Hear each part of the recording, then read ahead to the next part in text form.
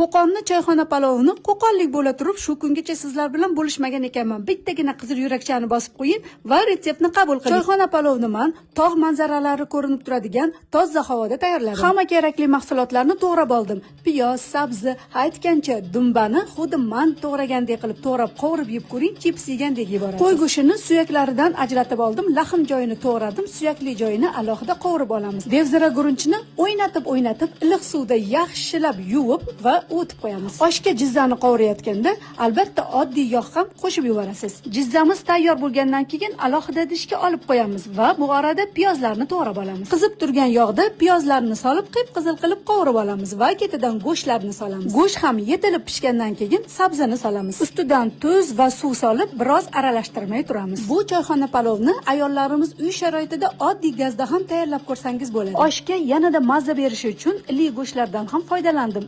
Chiroyli qilib iliq go'shtlarni terib chiqib, ustiga tok va chesnok, garimdorilarni qo'ydim va biroz qaynatishga qo'yamiz. Qovurilgan massa yetilgandan keyin ustiga o'tilgan devzira gurunch va tuz solamiz. Qolgan mahsulotlarni ham terib 20 daqiqaga dimlab qo'yamiz. Osh tayyor bo'lguncha Art House kompaniyasini sotuv ofisiga kirib chiqdim. Musaffo loyihasi bilan yaqindan tanishdim. Rejalari juda ham yoqdi. To'g'risi, o'zim ham niyat qilib qo'ydim. Balki farzandlarim uchun aynan shu yerdan uy olarman. Hozirda shartlari ham juda ham qulay ekan. 30% boshlang'ich to'lov, qolgan qismi esa 24 oyga foizsiz bo'lib to'lanar ekan. Yomon emas, agar siz ham yaqinlaringiz uchun uy izlayotgan bo'lsangiz, Musaffo loyihasini tavsiya qilaman. Balki sizga ham manzur kelar. Bu orada choyxona palov ham tayyor bo'ldi. Albatta siz ham tayyorlab ko'ring. Ramazon oyi barchangizga muborak bo'lsin.